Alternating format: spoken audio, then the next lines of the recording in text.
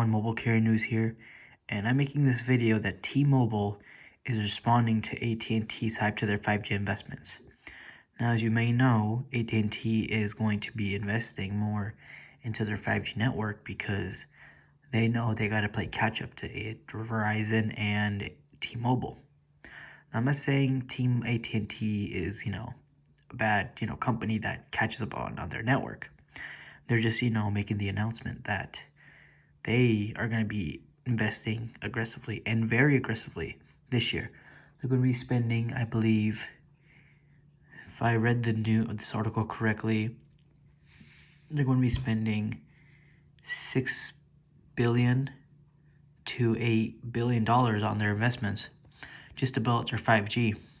Because now they have more, cash flow. I believe I said this in one of my videos.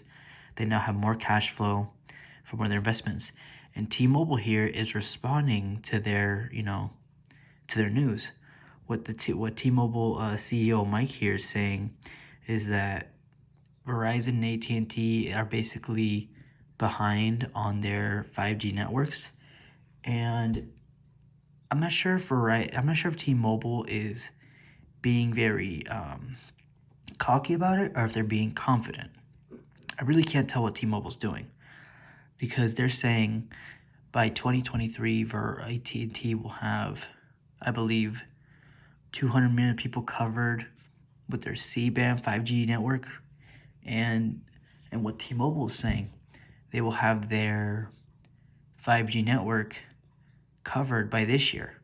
So T-Mobile is basically saying by this year we'll get it done, and by 2 years, AT&T will get it done. And it says in the article that T-Mobile is the farthest ahead in 5G. I guess T-Mobile has been building out their 5G since 2018, I believe, or 2017. I'm not really sure. It doesn't say when.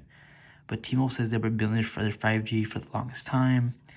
And I really hope T-Mobile is, really fixing their network now that they merged with Sprint. I'm really sure they are. They are saying they have the top priority to increase their 5G network, and that Verizon and AT&T will have to basically play catch up, and that they're far ahead of the game. They've been building it for years. When they say years, I'm gonna guess maybe 2017, because they said they've been building it out for a while now. So that's my guess on that one. And yeah, we'll honestly see what T-Mobile has for the near future. Now, if you scroll down, I want to scroll down and go this article a little bit more in depth.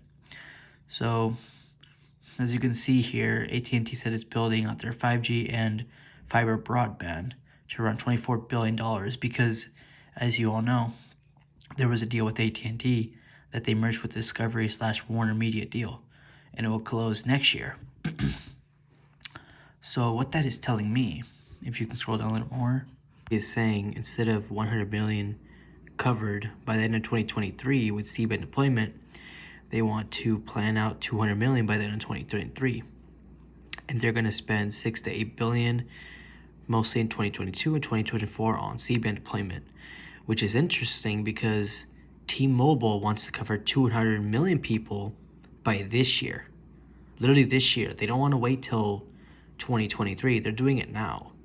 So it's very interesting how T-Mobile, rapidly wants to do this fast instead of waiting a few years. So it's kind of surprised. They're like neck and neck. It's very interesting. We scroll down more. So this is what, what they're saying, the CEO, Mike, and they talk about right here, they're talking about Sprint's 2.5 gigahertz bounty. And I honestly like that T-Mobile, they say it's I'll leave this up a little bit more so you guys can read this here. I like how they use the word merge. Now, let's be honest, they did honestly merge. They really did. But I mean, I feel like Verizon could have said bought Sprint, because Sprint was doing pretty good the first few years from 2009. I'm not really sure. I saw a lot of Sprint commercials when I was a kid. I never had Sprint. I always had AT&T, and then I switched to T-Mobile. But anyways, yeah, Sprint actually had like a very good, their coverage wasn't too bad. I've seen people with Sprint, they had about 2 to 4 bars sometimes. It was like a hit or miss. I've never seen someone with Sprint with no signal. So I guess Sprint did pretty good, but they weren't the best. So that's very interesting. I'm honestly glad Sprint got bought by T-Mobile, because I feel like Sprint cannot handle 5G with all the issues and the struggles they were going through. Honestly, they were struggling pretty bad. If T-Mobile never bought them, if Verizon never bought them, if AT&T never bought them, they'd probably be going bankrupt right now. They'd probably be gone by now. Seriously. So we scroll down here. It says right here, Verizon spent more than $45 billion. AT&T spent about half that on their spectrum and C-band. So basically, it's going back here, scrolling.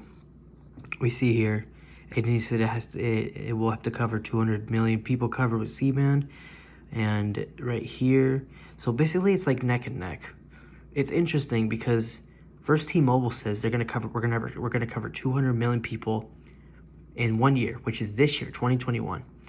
And AT&T says they're going to do it in the next 1 to 2 years, so 2022 or 2023.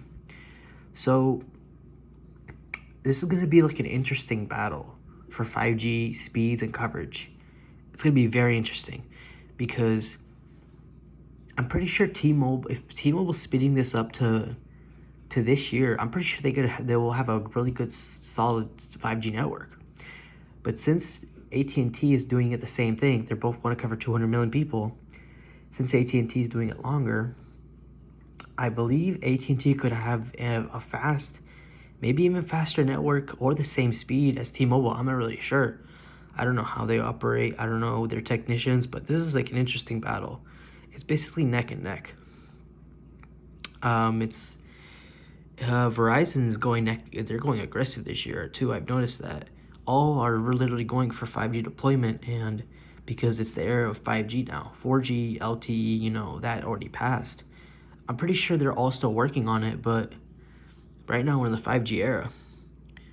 It's really something to think about. And it says right here, it's right here, AT&T and Verizon have an advantage ordering their own fiber in both the US. Once again, T-Mobile was asked this, and if you scroll down more to the end, it says here, what T-Mobile was basically saying is they had their fiber to their cell towers or sites for like many years. They're just scaling and delivering. If you could read the whole article. So what? Let me scroll all the way up. So what T-Mobile is basically saying is, they're saying we've had fiber for the longest time, but instead of focusing on fiber, we're going to focus on a network. Now I'm not sure how that will. Now, I'm sure that will have a very different effect with T-Mobile's network, because, fiber and your wireless network, they go hand in hand. They're a little, different. But I'm curious to see how Verizon will go out with their fiber and wireless service, and AT&T on top of that, and T-Mobile just focusing on the whole network itself. I'm really curious how all networks will be by 2025. 2025, I will be doing more videos than ever, and I will literally purchase Verizon's and AT&T service just to test out all three, because I'm very curious how their videos will handle out in 2025.